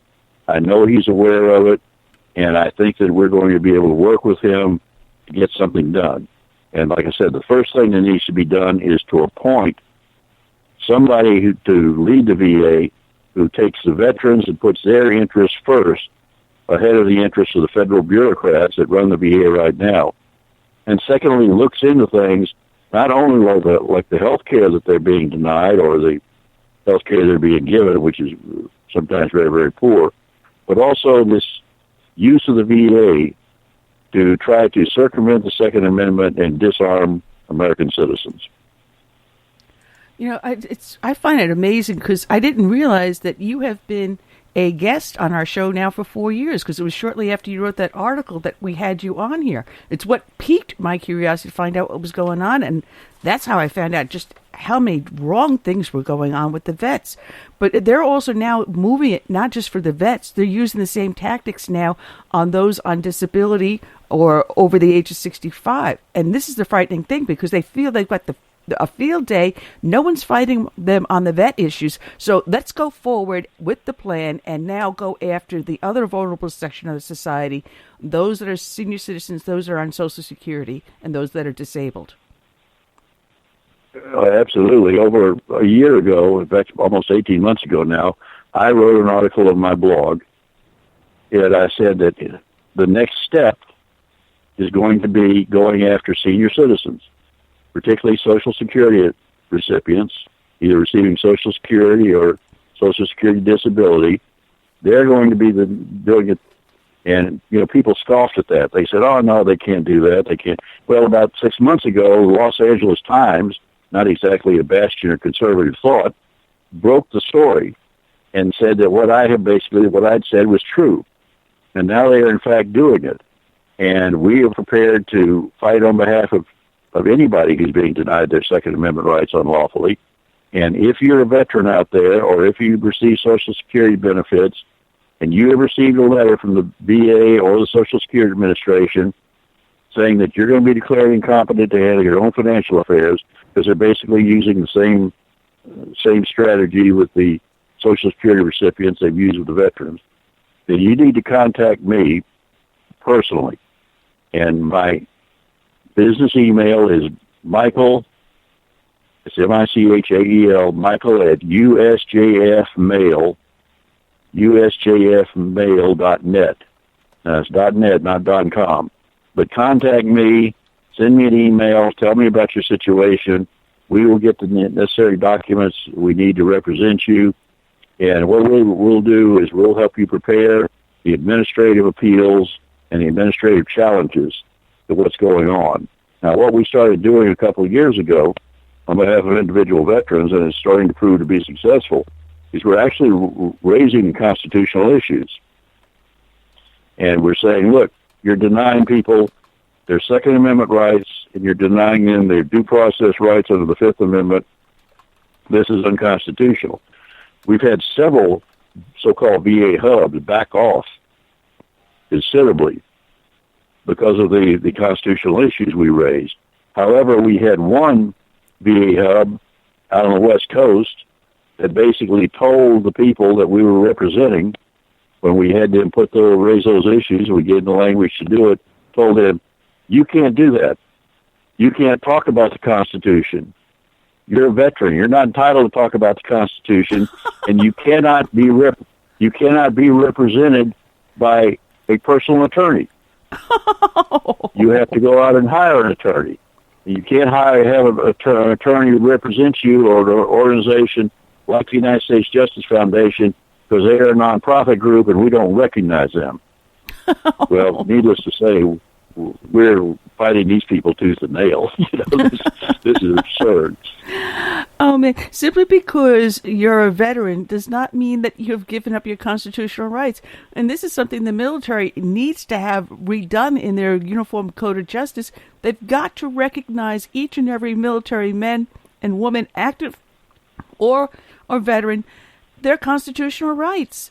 This is crazy. You can't have any sort of religious symbol on your clothing, but yet you can provide a Muslim prayer room. You're not allowed to walk around with a Bible or a Bible verse on your desk, but yet you are allowing transsexuals to enter the military service and then have the military provide them with the surgeries and medications. This is political correctness and social experimentation run amok. Exactly. It's one reason that the morale in our military is at rock bottom right now. And because what you said is exactly true. I mean, members of the military are being told you cannot have a Bible sitting on your workplace, your desk at your workplace. You cannot wear religious symbols. You cannot talk about your religion. I mean, we have virtually all of the chaplains in all of the military branches have either resigned or retired early because they could no longer exercise their freedom of religion and no longer work with people, soldiers and sailors, Marines and airmen, who wanted to exercise their freedom of religion. They couldn't talk to them about certain things. They couldn't be critical of certain things. They lost their freedom of speech. They lost their freedom of religion. And now the only chaplains we've got left, for the most part, are Muslim chaplains and the atheists, so-called witches. I never understood. Academy. I mean, you can do the pagan thing. But I didn't understand this. How can you have a chaplain that's an atheist? By being a chaplain, you are religiously centered. So how can you have someone called a chaplain that's an atheist? That I did not understand. Well, this is Orwell speak. This is the 1984. This is the government speak, and everything is different. They redefine everything, and they try to redefine the Constitution. And again, they're treading on very dangerous ground when they do this. And I think what happened in this election was an uprising of epic proportions by Americans who just are fed up. They're fed up with political correctness. They're fed up with being told that the primary function of the government is to protect transsexuals, transgender people, to protect homosexual marriage, to protect criminals. Let's face it, the Democrats Hillary Clinton ran on very limited issues. She wasn't interested in the economy. She wasn't interested in the plight of the American people. She was interested in supporting Black Lives Matter, supporting abortions, supporting homosexual marriage, and doing all the things that are politically correct as far as the left goes, but ignored the American people, ignored the middle of the country. I mean, this is fine for your West Coast. California, some of them are talking about succeeding.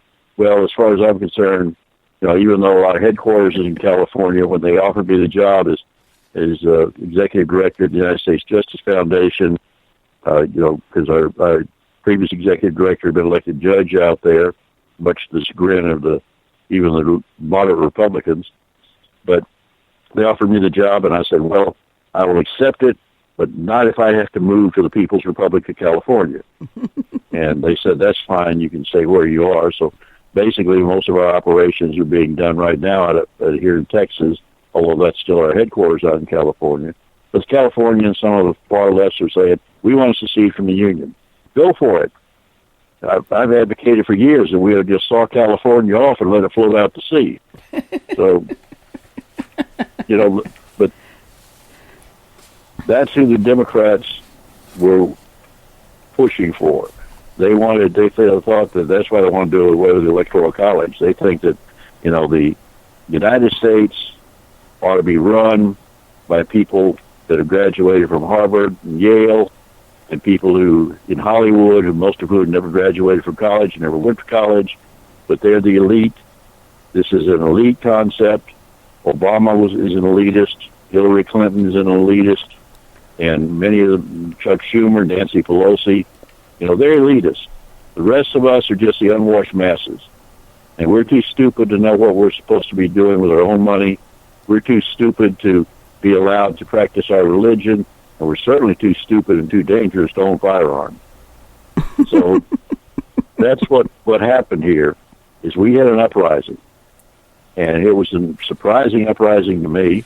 Donald Trump is not who I personally supported initially for president, but of course I couldn't endorse anybody officially as the executive director of a nonprofit.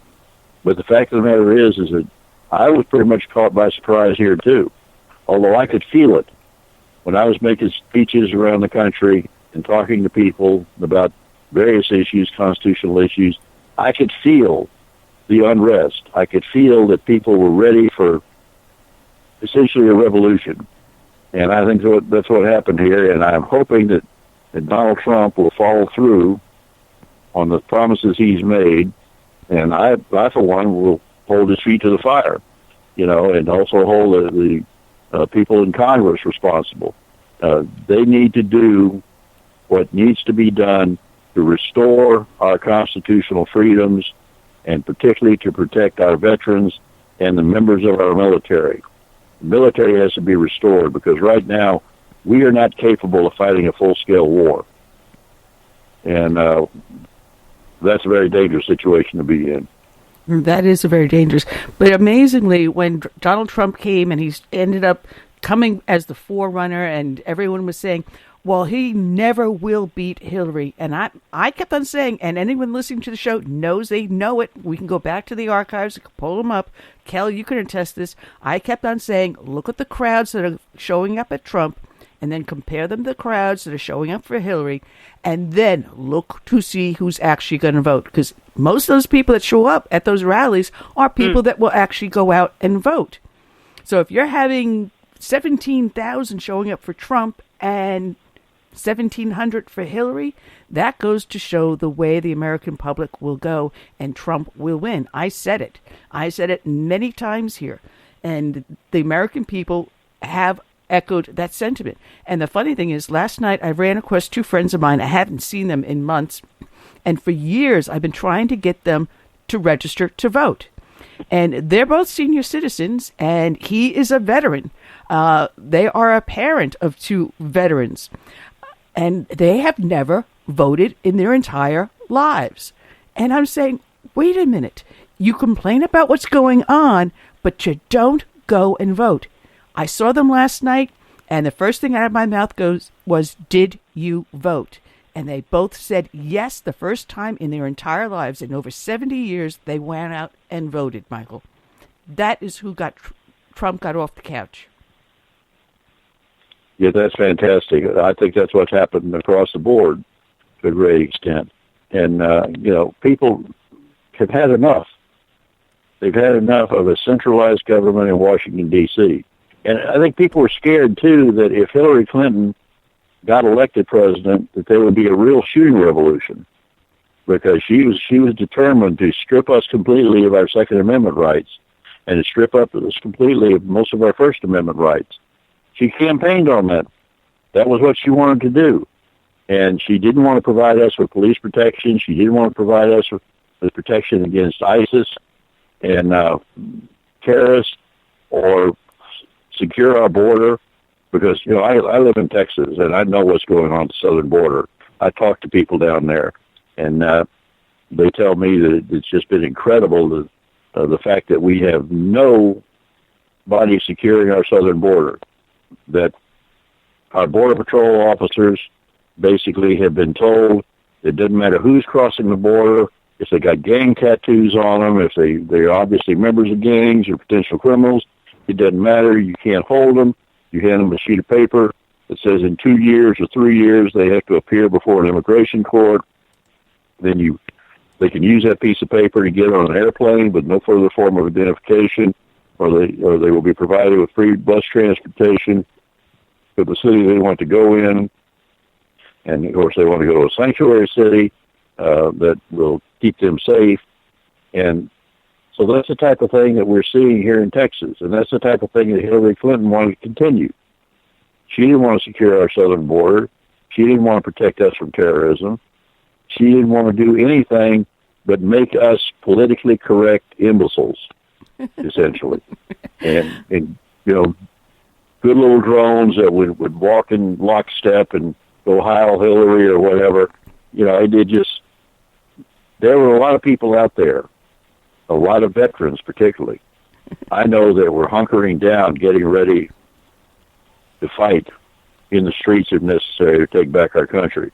In fact, I've written a novel that we're having trouble with Amazon right now because they're trying to censor it, but it's called A Rag, and it essentially is a patriotic novel that came out about 3 months before the election about Americans losing their constitutional rights, being put in detention camps, and how they rise up and try to defend their country and take their country back. And it's been got rave reviews and selling very well on places like Amazon. So well, in fact, as an e-book that Amazon removed it as an e-book, and along with two of my other books, and we're fighting with them right now over censorship. But it's still available as a paperback, and it's available through Amazon as an e-book through Barnes and Noble. People can order it through my website, and they can order. I've got another website that we're building right now.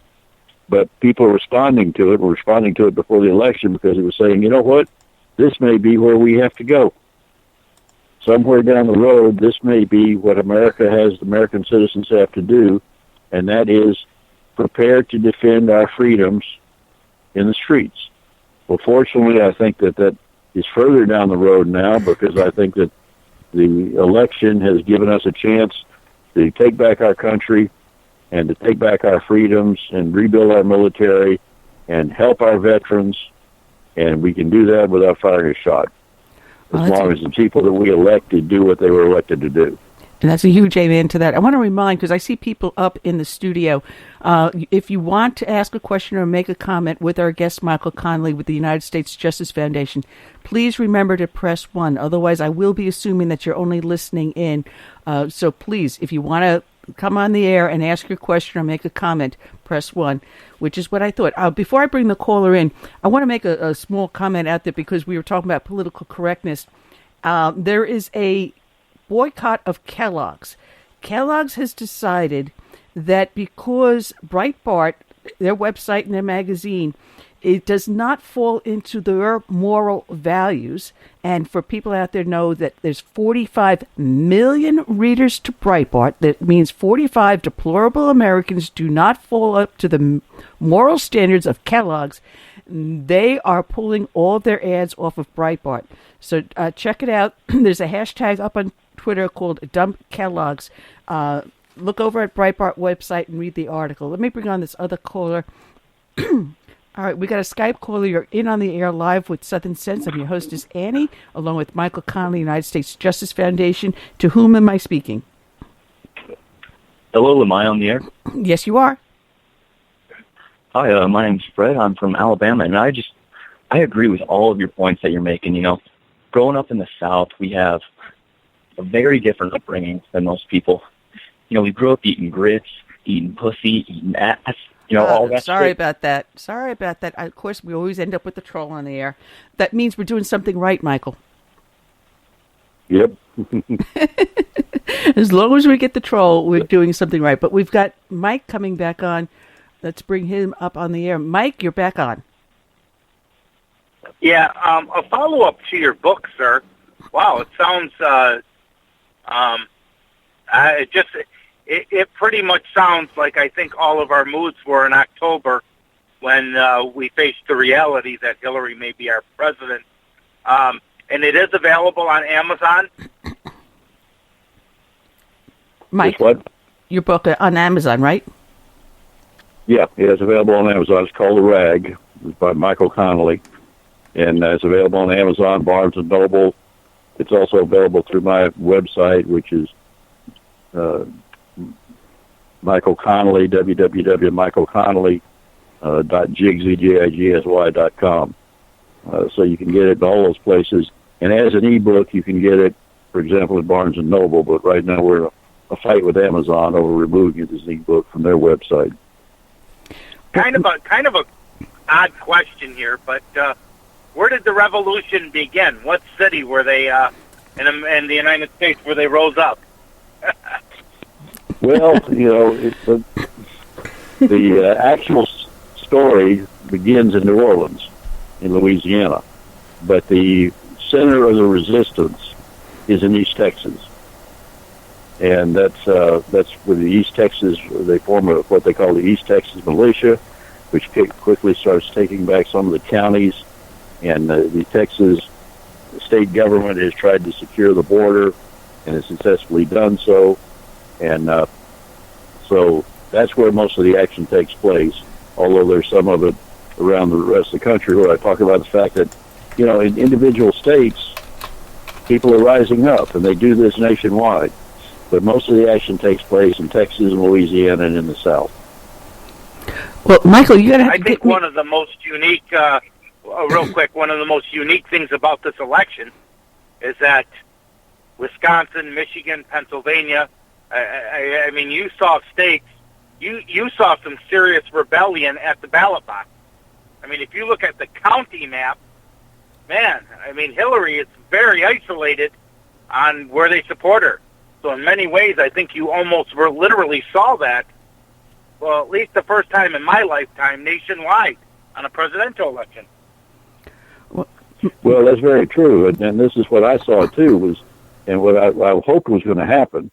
And in fact, I mentioned in my book about the fact that there were a lot of states in the Union where there were uprisings and efforts being made to block the federal government from its basically dictatorial control. And I think that's what happened in this election, is I think that people in states like Wisconsin and Michigan and Pennsylvania joined with people like from the Dakotas and Indiana who had always felt like the federal government was virtually ignoring them and had been for years, that they didn't count. That the only people that counted as far as Obama and Hillary were concerned were the people in Hollywood or the people on the East Coast who gave them money.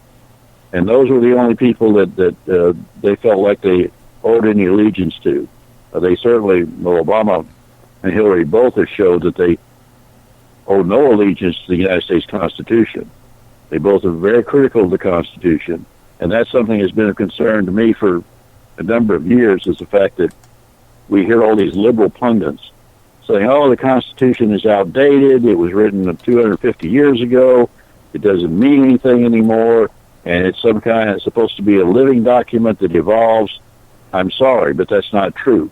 In fact, I've written a little booklet called Our Constitution, which is a pocket-sized thing that a lot of people order for Christmas gifts, and a lot of people order in large quantities to give out to schools because they're not learning about the Constitution. But I point out in there something that is very rarely talked about, and most people don't even know exists, because in a lot of the school textbooks, when they do include the Constitution, they don't include this particular part of it, and that is the preamble to the Bill of Rights. Now, when I was in school, in high school, I had to learn and recite the preamble to the Constitution.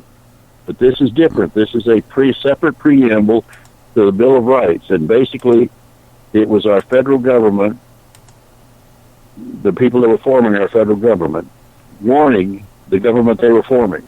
This was the Founding Fathers, and they put into this preamble, when they talked about the first 10 amendments to the Constitution, the Bill of Rights, they basically said, these rights are God-given.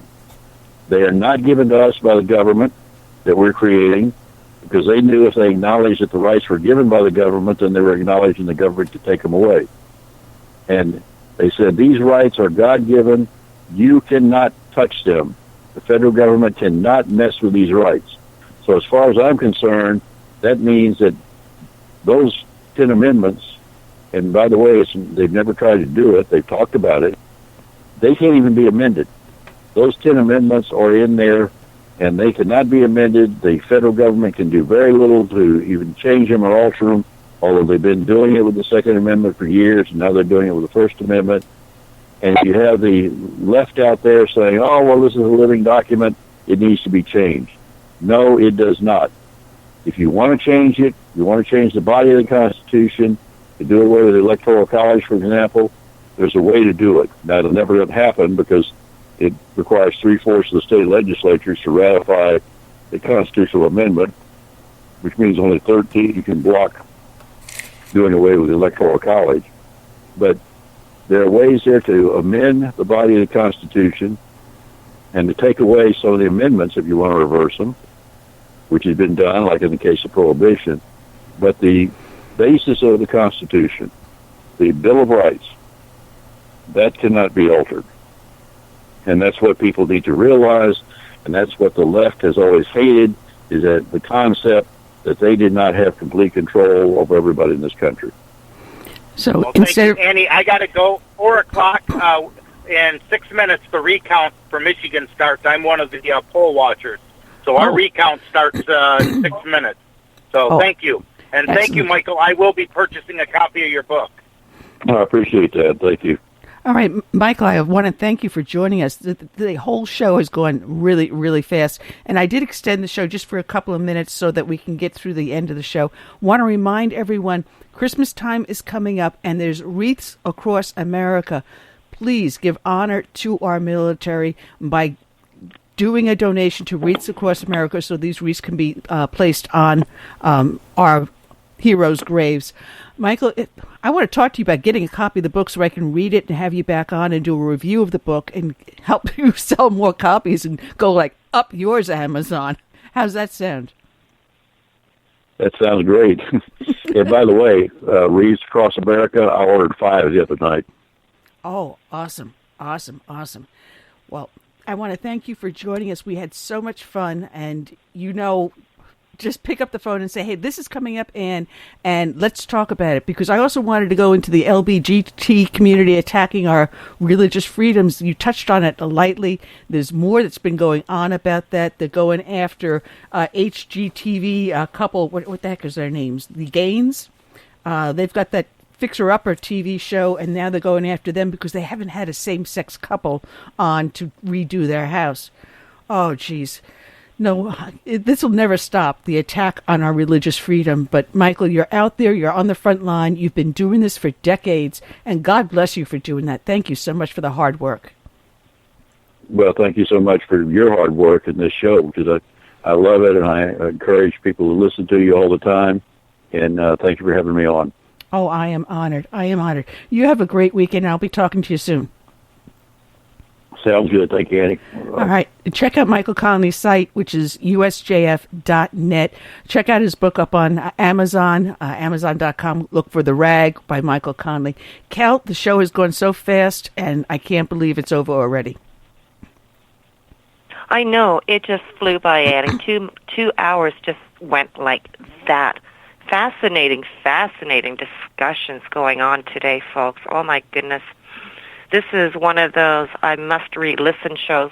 Ladies and gentlemen, I'm telling you, Michael Connelly's is, wow, fascinating. I really do hope that he is correct and that Donald Trump does the right thing and does appoint a veteran for Veterans Affairs, especially in light of what we've been reading today and what happened in Wisconsin. That is just deplorable. Sorry, Hillary, but I'm taking that word back.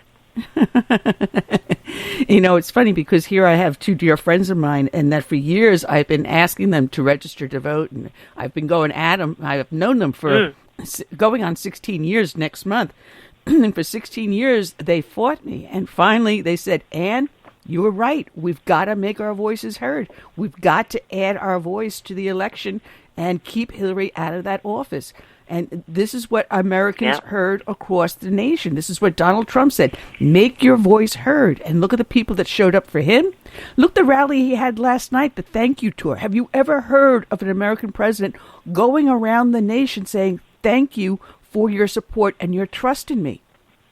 You don't hear of that. Every time I turned around, that's what he was doing. Oh, yeah, he was so gracious and so thankful to the people that came out to support him. He is just, every time he is addressing something, whether it be the veterans or whatever, he is always ensuring that he remembers those people that came out and supported him. You know, it's funny, you brought up the numbers between Donald Trump and Hillary Clinton, right?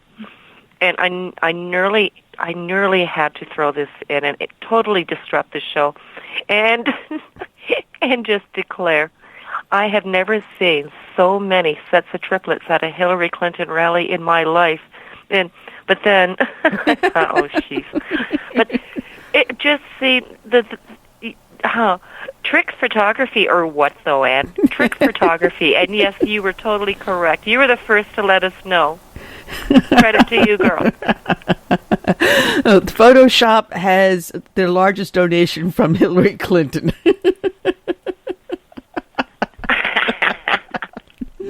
Well, that's our show for the day. When I talked to you, Cal, I said we lost our original guest, which would have been Joe Messina. He'll be joining us on Tuesday instead. There was a scheduling conflict. And I said, oh, my God, what am I going to do? How am I going to fill in the second hour? And then I came across this item about Wisconsin with these 592 veterans being exposed to hepatitis B and C and HIV. And I says, no, this is Mike Connelly. This is right. This is the perfect man to talk about this. If anyone knows what's going on, he would have his thumb on the pulse. And God bless the man, he does. So I want to thank everyone that has joined us today listening in. We will be back on Tuesday.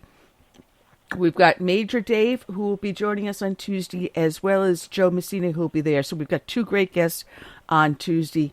Oh, no, wait a minute. Joe Messina is actually on the 9th. I got that all wrong. Major Dave will be on Tuesday. Joe Messina will be on Friday. I'm glad I have a calendar in front of me. If I don't write it on the calendar, I'll forget it. And then all of a sudden I screw up my whole guest list. But I want to thank everyone for joining us. Kel, thank you for pinch hitting for Curtis, who has a bit of a family emergency. I'll be talking to him hopefully later on this afternoon. A family member had a stroke and is in the ICU when I spoke to him just recently. So our prayers go out to Curtis and his family. Absolutely.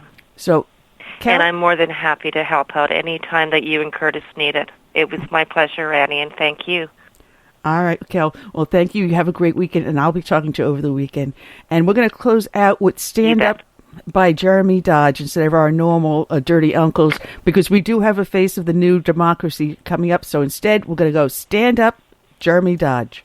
Good night. In this God present bless. crisis, government is not the solution to our problem. Government is the problem.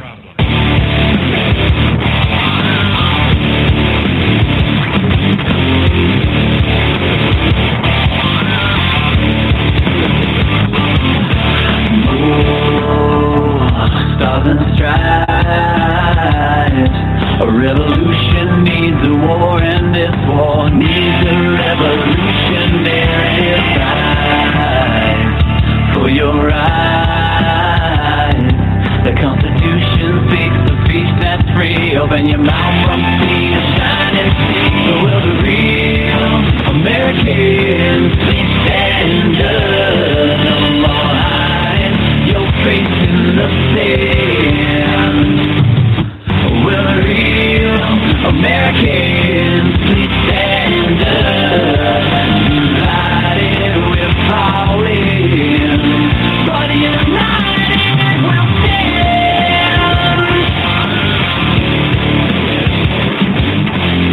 Well, I think it's time we ask ourselves if we still know the freedoms that were intended for us by the founding fathers. Senate right. When politicians take from you and me the very liberties that set us free. Open fight for this democracy is you and me. We're the founders, saddle up, let's ride. Real Americans, please stand up. No more hiding your face in the sand. Will the real Americans please stand up? Divided we're falling, but united we'll stand up, stand strong, stand tall, and we'll keep these walls from falling. Stand up, stand strong, stand tall, and we'll keep these walls from falling. Our natural unalienable rights are now considered to be a dispensation of government. And freedom has never been so fragile, so close to slipping from our grasp as it is at this moment. Something happening here. What it is ain't exactly unclear. Politicians with our lives in their hands, telling you and me which way we should stand. I think it's time we stop. Hear what's that sound? Everybody look what's going. Stop. Hear what's that sound?